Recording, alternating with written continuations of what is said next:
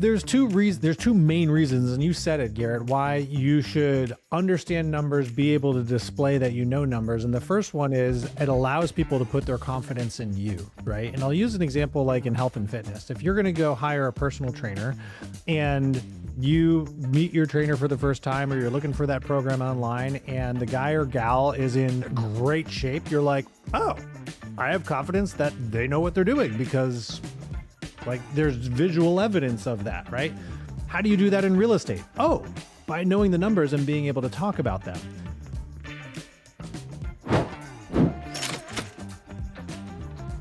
Welcome back to Life at 10 Tenths, where we coach agents out of burnout into high-performing businesses that fuel their lives. Matt, good morning, sir. We are back once again with everybody here. We are here. Hello, everybody. It's so great to be here. So glad that you guys are tuning in. If you like these episodes, please share them. That's like the best thing that you can do for us. Share and go to YouTube. We have so many listeners. When I look at Apple and when I look at Spotify and where you all listen, I know there's a lot of you out there that have not gone and subscribed to our YouTube channel, and we do some extra stuff on there. We go live every once in a while on YouTube, so we'll give you an extra content that'll come out before you can get it actually in the Spotify and the Apple apps. So that's huge and awesome for us. And then again, you can go on there and like and comment. I respond to a lot of the comments that are in that YouTube area. That's kind of my zone. And we'd love to know what you think. We'd love to know your feedback on this. And again, all those comments, all those likes, all those subscriptions, those help us reach a larger audience. We get to talk to see more people, share our information with more people, and we'd love to be doing that. But today, Matt, we're going to talk about knowing your numbers, knowing your stats. This is a little bit of a data. We're going to have like a data week here for you, I think is the way this is probably going to turn out. Yes. And you know, it's interesting. I am starting to see some marketplaces that are going through some adjustments, some different than others. And Matt, what always shocks me is that I will sit down with an agent and I'll have them run some of their numbers, and they are shocked. They are shocked at where their marketplace is at. And I'm like, you shouldn't be shocked. Like, no, I'm not, I mean, again, it's one thing to go like, we're maybe out of whack in one way or the other. I didn't realize we were that far. But for a lot of people, they're like, whoa, like, if I only knew these numbers and if I was doing this on a normal everyday basis, like I would be more educated. And I'm like, you should be more educated. Like you should be doing this stuff. I don't care how you get your hands on it. So we're going to talk a little bit about that today because I'm tired of agents being shocked when they find out the numbers of their marketplace, because it happens all way too often. Yeah. I mean, I think I like data. Right. I'm not a data nerd, so to speak. There's definitely people out there that are way more analytical than I am, but I do like looking at data. Like I love a good spreadsheet. I love a good chart. And partly because it's just easier to understand what's going on when you have data. Right. And I think that, Garrett, the reason why we don't see a lot of this in real estate is because we try to just rely on the macro trends, whatever's being published, and we just kind of take those articles and then regurgitate them out there. But the problem with that is real estate is not a commodity when you get down to this micro level. When you get down to an individual looking to buy or sell, macro trends don't necessarily matter a whole lot to them. They do matter, right? But at the same point, they matter because they need to understand the playing field. And if we're only looking at the macro stuff, we could be getting confused. And this is where we get into, okay, let's understand this neighborhood. Let's understand this county. Let's understand this municipality. And let's understand how it's moving. And that's more than just looking at comps, Garrett. Well, and I also think is that the interesting thing about data is data, when you're relying on somebody else's data, you're putting your faith into their hands about how they pulled that data. Like what searches they did, what did they decide to include, what did they decide to leave out? And data can be manipulated, unfortunately. Like I can make stats look a lot of different ways. As you said, it could be very macro. And there might be a pocket in that marketplace that's responding completely different than the bigger picture, than the bigger marketplace that maybe those numbers were pulled off of. And can you consume yourself in this? Yes. Can you all of a sudden spend so much time gathering data and gathering information that maybe you're never going to use? Yes, you got to be very careful. But I love it when I find an agent that just takes a little bit of time every month, pulls a couple marketplaces that are important to them, Matt. They know the data, they know the information that's happening in there. And it's not a report I read. It's not a article that was given to me. It's not something my manager gave down to me that all of a sudden I'm just regurgitating, as you said, back to my clients. I love it when you can sit there in front of me and go, here's what I've been pulling from my market. Here's what I've been looking at. Here's the reports that I've been doing every single month. And here's what I know about what's happening in the marketplace. Here's the trends that I am seeing that are happening in the marketplace. Be the expert. Yeah.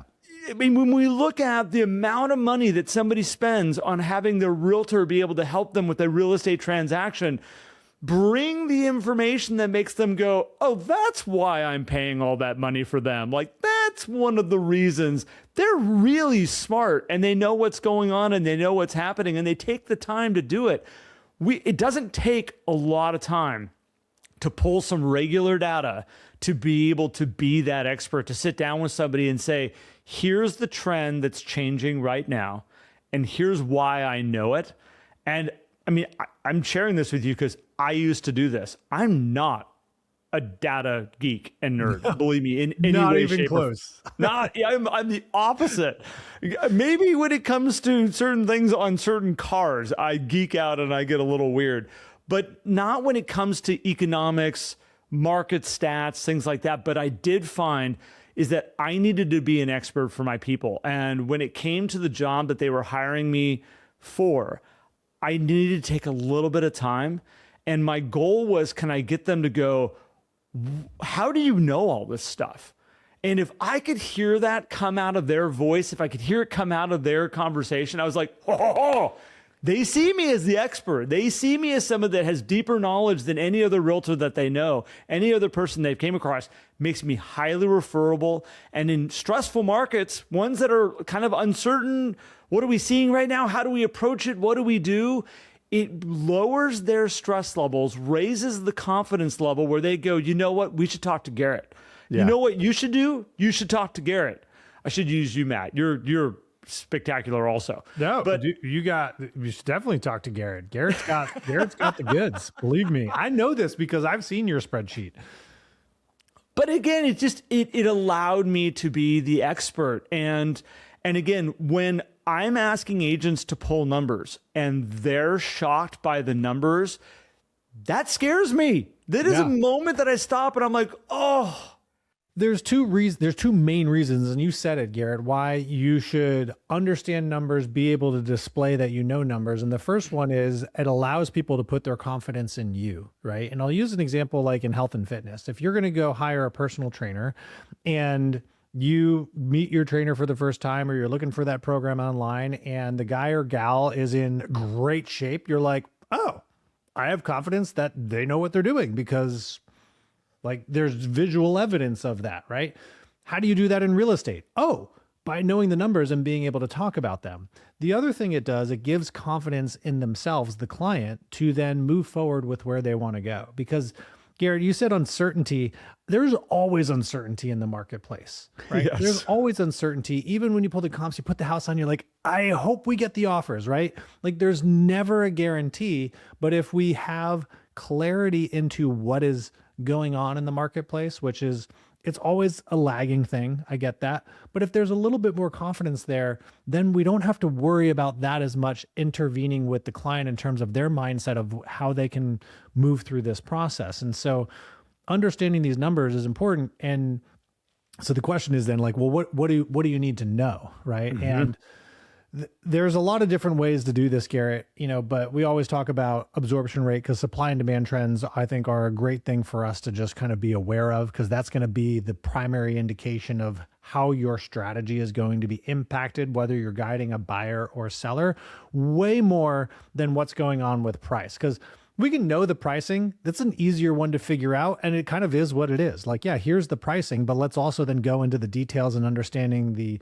pros and cons of this and that with this property to then position it well. But what's the velocity of this marketplace, Garrett? That's a more, it's a deeper question that you can ask and understand, which also is one that it's not easy for consumers to find out, which then helps you display that expertise.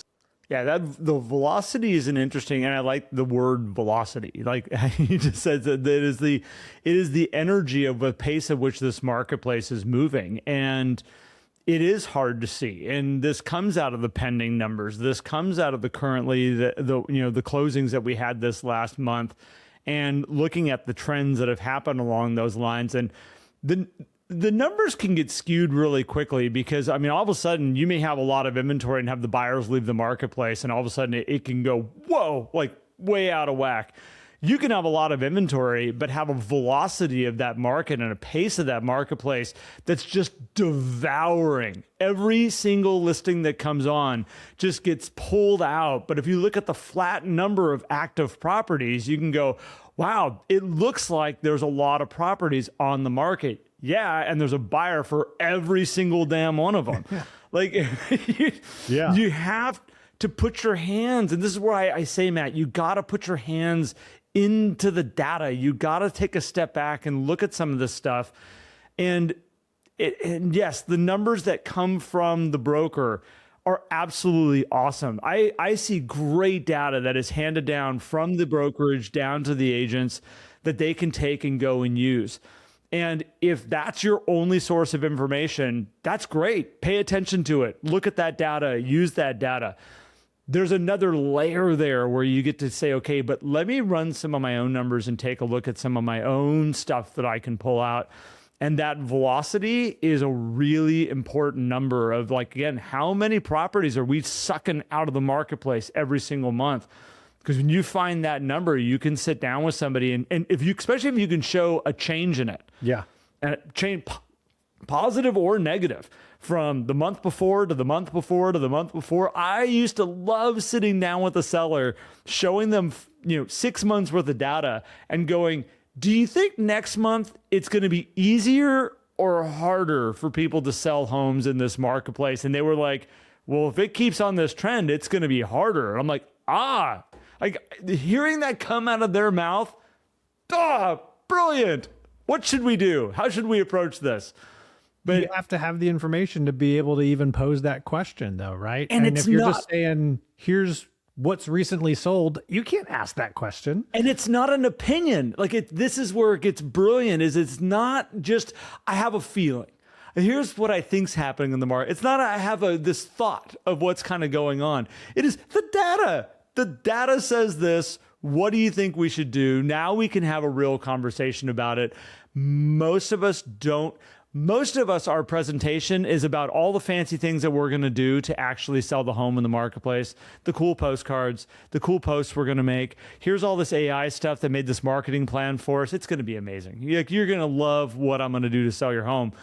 But very rarely do I watch agents that pull the data, the factual data to help somebody really go, here's what we should do right now. And then we wonder why we get stuck with properties that we're like, but they just were set on that price and that's the only thing they would do. And because you didn't show them anything that make them think anything different. Well, let's use spring market as an example. It's springtime, right? April showers bring May flowers. So we're in the spring market and a lot of people say, well, spring, it's a great time to list a house, right? Spring market's the best market. And it's, well, why is it the best market? And people say, well, anecdotally, right? There's more buyers, the weather's nicer, people are coming out of their houses, they want to start looking and they're thinking about the next school year and all these things. And yes, all of those things are likely true or factual. However, what's going on? What do we need to pay attention to? Because sometimes you can have a different velocity, a different pace, a different supply and demand trend, every spring, right? And it's not like you're just trying to find, hey, when's the best week to put this property on the market? You can use that, but more so, what's going on right now? And so this is where you look at, okay, what's been the change of pending homes to listings that are coming onto the market, right? And starting to look at the elements of an absorption rate. You know, how are these homes closing? What is going on with the quality of inventory that's coming on? Where is their concentration around price ranges? Where are we seeing demand being pulled out of price ranges? And then you can layer on your anecdotal thoughts on top of that if you want to give some, analysis or an opinion on why certain things might be happening, but it doesn't change the facts of what's going on. Because Garrett, I've seen in some spring market areas right now where people are like, that's interesting. Like absorption is decreasing, right? The rate is getting lower, meaning it's moving away from a seller's market towards that buyer's market, still a seller's market in these areas. Like, what's happening? Well, let's go look at the numbers behind it, right? And we found that there's more homes selling, but there's way more homes coming on the market, which is starting to create more competition. So it's like, which led to a conclusion of, hey, good news, there is more demand. Bad news, there's a lot more competition. Back to good news, we can totally sell this house. Back to bad news, we just need to make sure that we're beating out these other guys. And where some people might look at those numbers and say, oh my gosh, you can't sell a house now. It's total buyer's market. It's like, no. Demand is there. We just need to work on that positioning side. And that's what happens when you start looking at those numbers, Garrett. This is what happened when my parents sold their house in the Bay Area. And I'll never forget because they put it on in November. And every bit of my dad, who's been managing and running offices, massive offices for years. My mom was a real estate agent. They were like, really? Like, is this a good idea? Like, and the Why realtor are we not going on in the spring? I did the same thing. The realtor was pushing on them to be like, and it was a very smart real estate agent. And they sat that back and said, look, yes, there are moments in the market where there's a lot more volume of movement through the marketplace. Your actual odds of selling are better here, and showed them the numbers and said, look, there's less competition. The people that are out here are serious. The buyers that are even playing, there's lots of activity in buyers in the spring marketplace. But buyers are only buyers if they're writing contracts and actually buying property. The ones that were out during November and December, they were serious. They were not out just for the fun of it and going like, maybe we should go look at homes this weekend. Wouldn't that be fun? Like, they weren't doing that. They were out there to buy houses. They went on and they sold quick. They weren't expected to sell that fast. That was not what they were planning on, but they had real people come through. Less people came through, real people came through. And this is that ability of helping somebody understand the marketplace. Because I know realtors, Matt, that will actually talk people into waiting till spring. Oh, yeah. And it's not necessarily a better plan. No. Well, this gets into all the nuance of the numbers. And if you don't look at the numbers regularly, and like you said at the beginning, we're not saying you need to go dedicate hours a day into doing analysis. And if you have people at your brokerage that can help you understand these things even better, like, great, that's fantastic. But even if you're reading a report, understanding the underlying facts and how that data got there is important, because I'm with you. I see people make that recommendation, and sure, that's great. The recommendation to wait is always great in a short-term appreciating market. Like, if we know that prices are going up, it's always a good idea to wait, isn't it? And long-term real estate always goes up. Just wait. Your price will go up.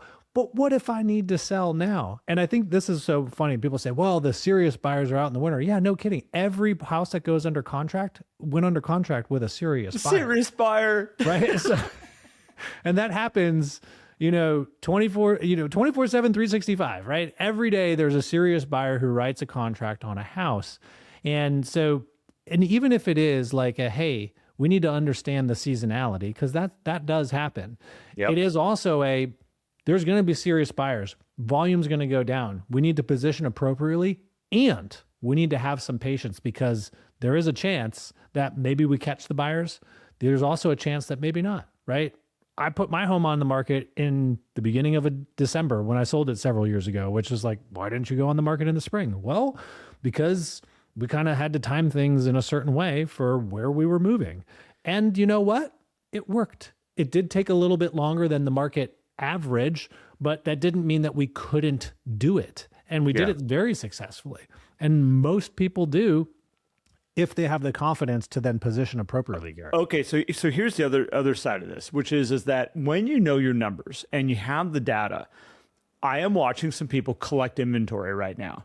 And a lot of collected inventory probably could have been avoided by two ways. One is that they could have priced the property up front to actually get it to sell. Like that, they could have made that happen by showing the right data to make people go, ooh, that might be a bad plan. That's number one. Number two, they may have decided at the end of looking at the data, they don't want to play the game that's out there in the marketplace right now. They're not willing to do what it might take to be able to sell that property.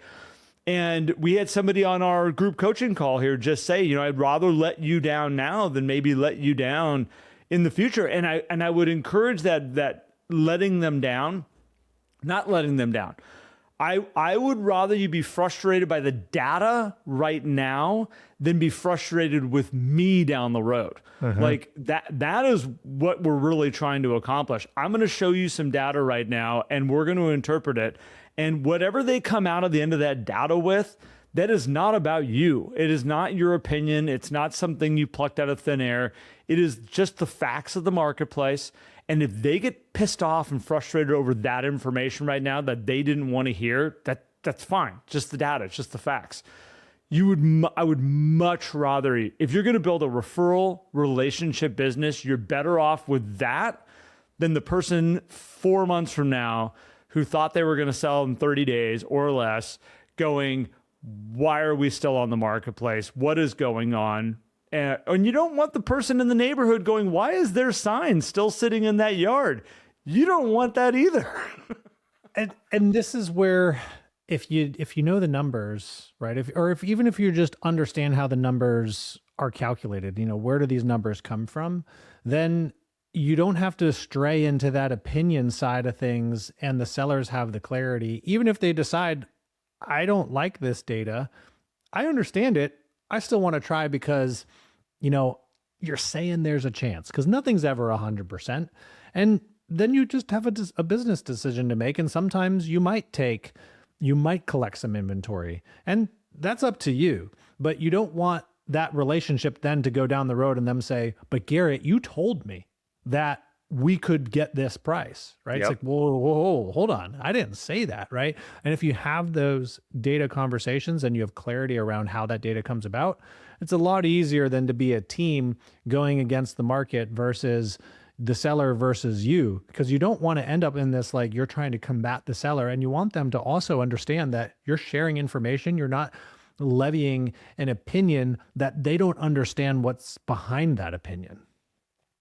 So, well, and if you have an actual competition situation where you have other realtors that you're competing for a listing with, you got to be able to back up whatever direction is that you're taking here. And I find that, you know, I've seen it where all of a sudden some realtor says, well, I could sell your property for more. And you don't have the data to be able to go, one, here's everything that I've found. And second is, what did they see that maybe that I didn't see? And they can't, and if you can't bridge that gap of going, what I have missed? And I've done it. I've done it where all of a sudden there's a listing that I wasn't paying attention to that maybe just was just outside of my radar a little bit. And I was like, damn it, I missed that one. Like that one does justify that we might be able to do a little bit more. More often than not, nobody has the data. We're going off opinions. And it's just like, are you sure you're comfortable with them saying they can sell it for that? Because here's the real facts and here's the real data again. And here's the marketplace that we're moving into. Are you sure you're comfortable with that? And that's that opportunity to get them to go, like, I don't know if we are. Like, I don't know if that is possible based off what you're showing me. You got to get it to come out of their mouth as the number one goal with that situation. And Matt, you said something I want to go back to real fast, which is this also allows you to make a smart business decision. You are running a business. This is your business as you are growing this, and every day when you go on a listing presentation, every buyer you get to go work with, you get to make a decision, which the decision usually is, if it's a listing, take it. If it's a buyer, work with them. I hear you. And we watch that happen all the time. But there is a side that when you really start to have the opportunity to not say, I have to work with everybody.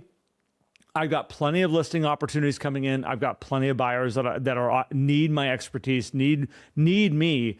Now you get to start to make some really smart business decisions and going, look, is that a property that if I list it, we're going to be successful in the long run, successful with them being excited about the results that we produced, and we actually get this property sold. We get to make a business decision of, do I actually want to jump into this relationship and do this? Same thing on the buyer side, where did I spend enough time up front that I know that we're going to be able to write offers in this marketplace that are actually going to fly, that they're actually going to be successful. I just had an agent just yesterday, 2 days ago. She was like, I am writing offers for a person right now that there's no way in hell these things are going to get accepted. What do I do? How do I get myself out of this situation? Because I feel like I'm stuck now. These are business decisions that you get to make. And you can look at like any company out there. You can go to your local grocery store. Every single product that is on that shelf, there's a business decision behind. Is it worth the shelf space? Is it going to sell? Are we going to be able to make a profit on it? And if the answer is no, they open up the shelf space for different inventory. There's no point in just having things sit there just to fill shelf space. It's a bad business decision. You got to look at it the same way too. Yeah, that's a great point.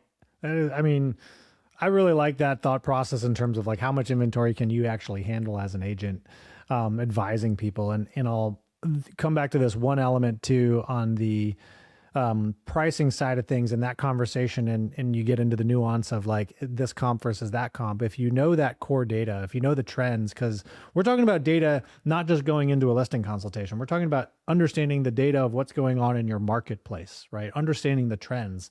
And if you understand that, that's going to allow you to be better armed with understanding the comparables when you're pricing a property, so that you can see, hey, what are the pros and cons and how does this relate to how the market movements are? Because maybe you're like, oh man, this has got this super unique backyard. This is a huge value add for this property that this marketplace hasn't seen in a long time, that, you know, we know buyers are looking for, because every time a property like this comes up, it is way above average on all these scales. Like, great. Now you know that you have this feature. Or maybe it goes the other way. You're like, yeah, this thing's not upgraded. And we know that these things just, they sit, they languish. It doesn't matter that it has the square footage, right?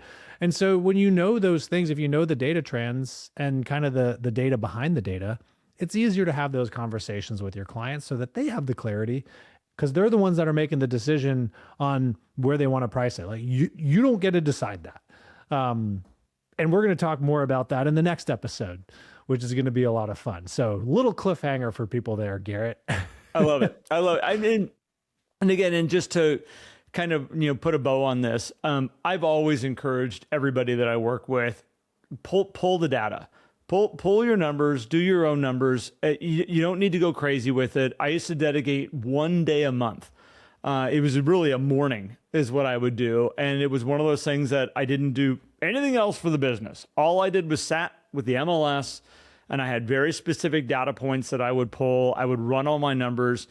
And what it allowed me to do was, from that one morning, I had information that allowed me to be a expert in the numbers for at least 30 days.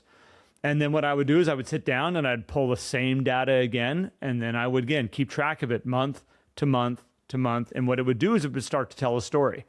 And with that story, I could help people make really good decisions when they were deciding either to buy or to sell. And they could understand the marketplace they were getting into. And I would just encourage you. It doesn't take forever. It's not every day I got to pull numbers. Give yourself a warning. It doesn't move that fast, folks. No, I usually describe the market as a huge container ship. Just imagine a container ship that is loaded down, sitting low in the water. it does not change direction that fast. It is something that is a slow turning thing. And when you see it start to move in a direction, it doesn't snap back and go the other way really quickly. And that's the cool part about tracking it month to month to month, is you get to watch the ship start to turn, and all of a sudden you can start making some predictions. And then when you see it start to slow down and making that turn in that direction, it doesn't sit there for very long. Usually it's slowly starting to make the turn back.